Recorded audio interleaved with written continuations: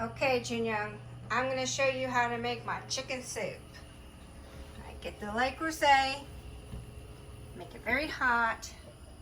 Ooh, chicken soup! Quiet Manny, put lots of oil in. Don't be alarmed because I'm going to take that out later. Maybe, but I'll show you. And then,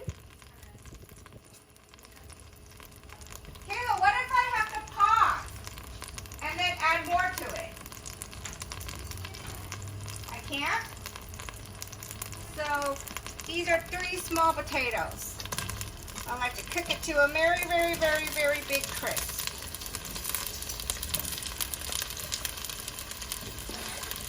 Okay? Maybe I'll figure it out because I'll pause it. Okay, so I like to stir fry the potatoes until it's like kind of crisp on the edges, and to build up that stuff at the bottom, because that stuff when you put the soup in, it'll all come out. So just keep stir frying that, or whatever you call this thing is, like saute it or whatever, with this seasoning like that. And then I'm going to take this to the sink and fill it to the top with water. I show you.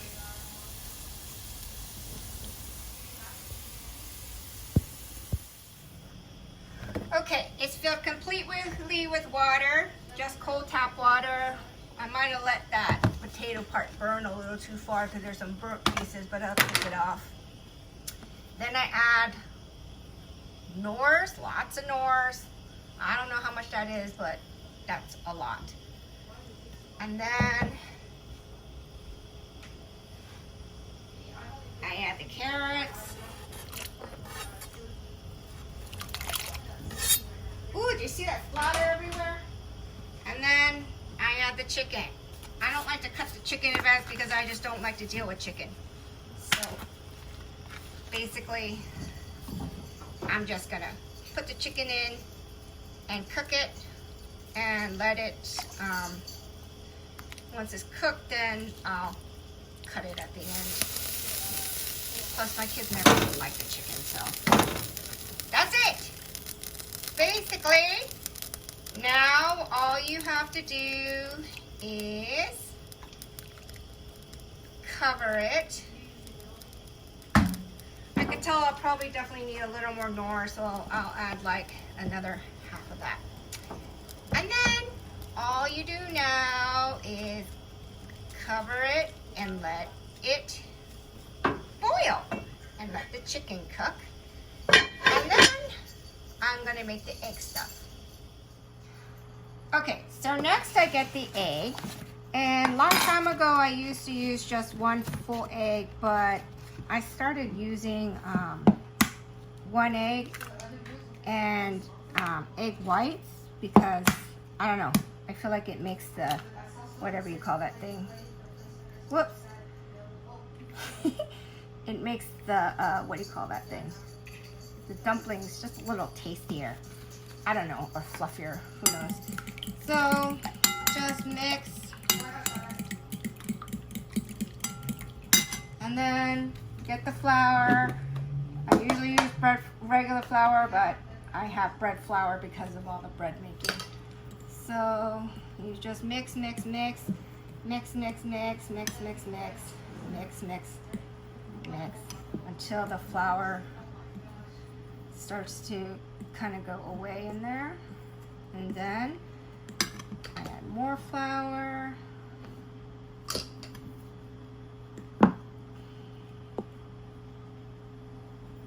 Until it all gets kind of put in there, see?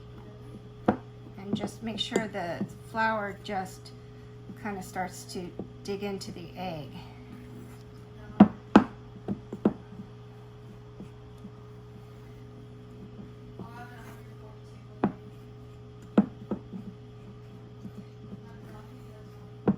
Even if there's like flour here, it's okay. I mean, I don't always put it in. I mean, it's possible right now I might have used a little too much flour. Don't you love that?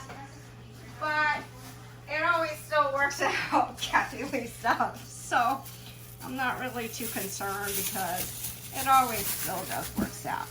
And then I like to just go in. This is kind of more of a new thing, is just squeeze it up so that dumplings kind of really get made. See, even the flour at the bottom, you can just choose not to put it in if you want.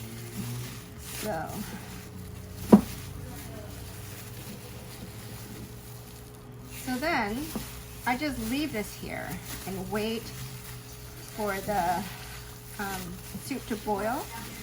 When it comes to a boil and it's boiling rapidly, I drop these in little by little, like this, like little by little, you know, or you can even start doing it now. If you don't want to do it all at once later, you could just do it now and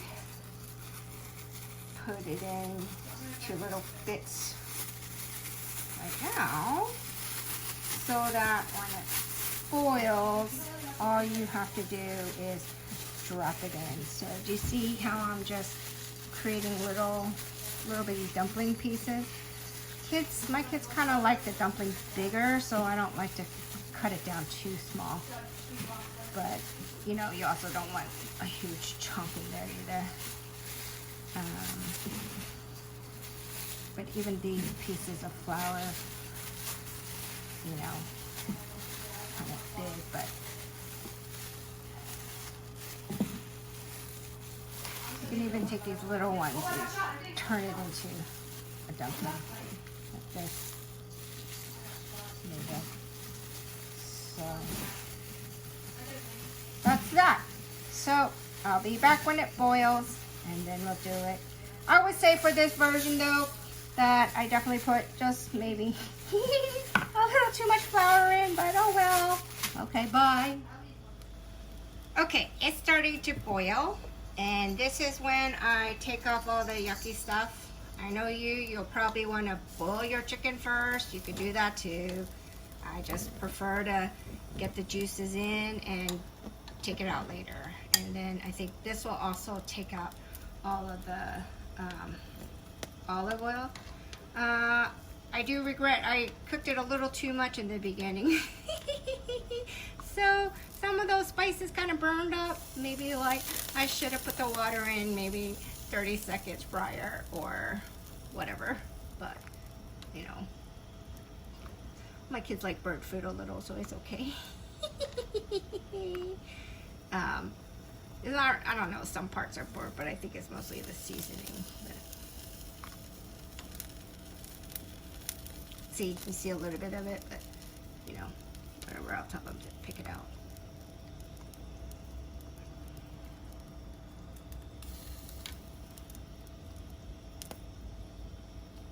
So I do this a couple times, like as more comes up, but I mean, for now, I just initially take it out and, you know, kind of clean it out.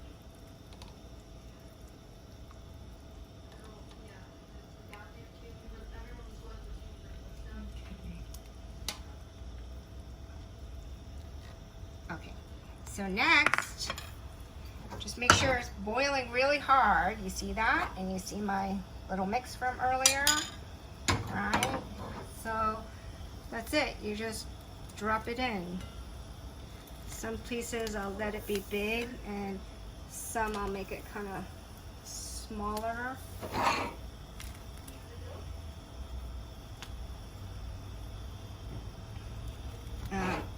Even the little bits are yummy in my opinion, because, you know, like that one I'll put it in big, but the small ones are yummy too. So it's just taking this and putting it in. And like the bottom pieces, you can kind of squeeze it too and put that in too if you want. Up to you.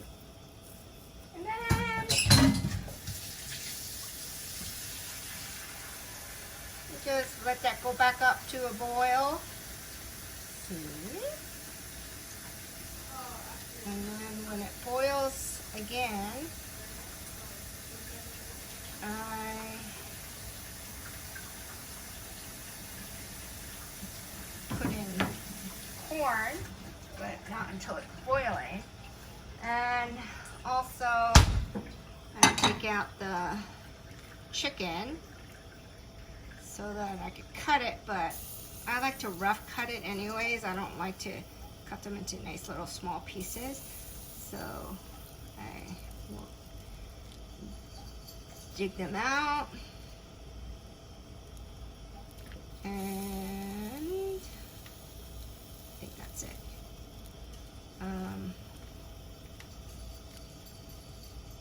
Yeah. So I dig it out.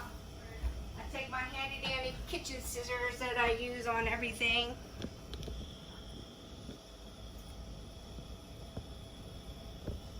And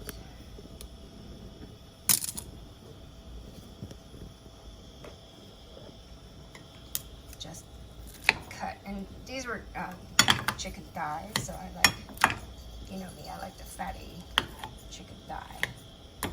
So cut it everywhere like crazy.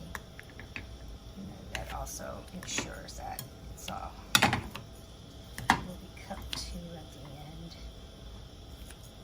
That burnt piece, take that out.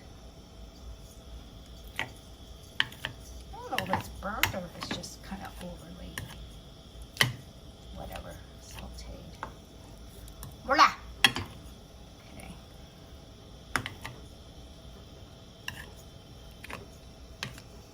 That. And then put back in. Let it boil a lot and a lot. Ooh, that one's kind of big still.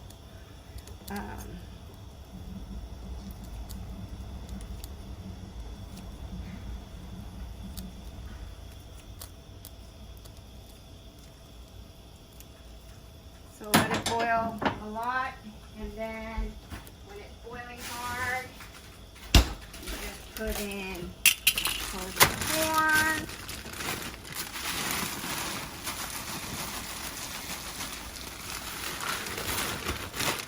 And then let it boil. I'll probably let it boil like rapidly like this for another 20 minutes just to make sure the carrots are soft and the, what do you call those things? Potatoes are cooked all the way through. And then I'll taste it to see if it needs more Knorrs.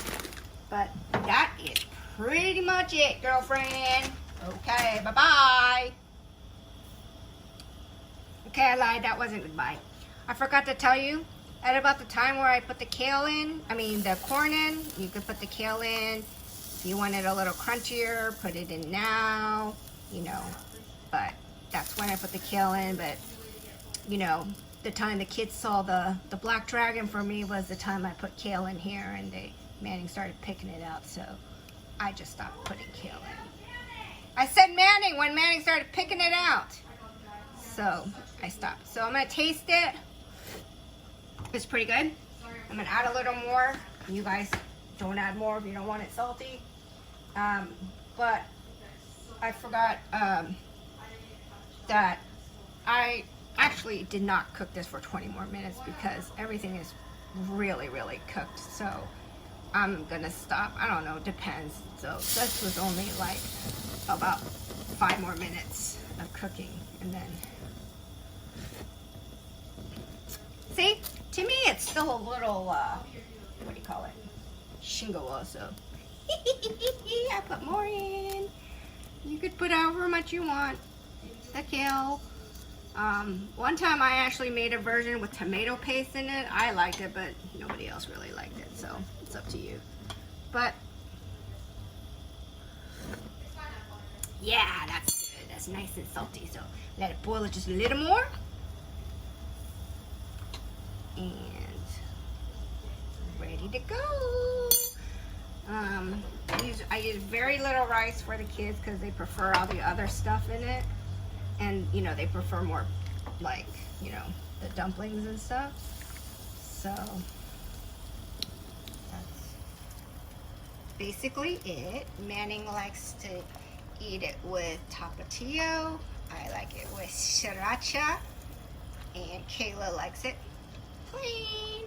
Okay, bye for real. Oh, it was custom. マシッタ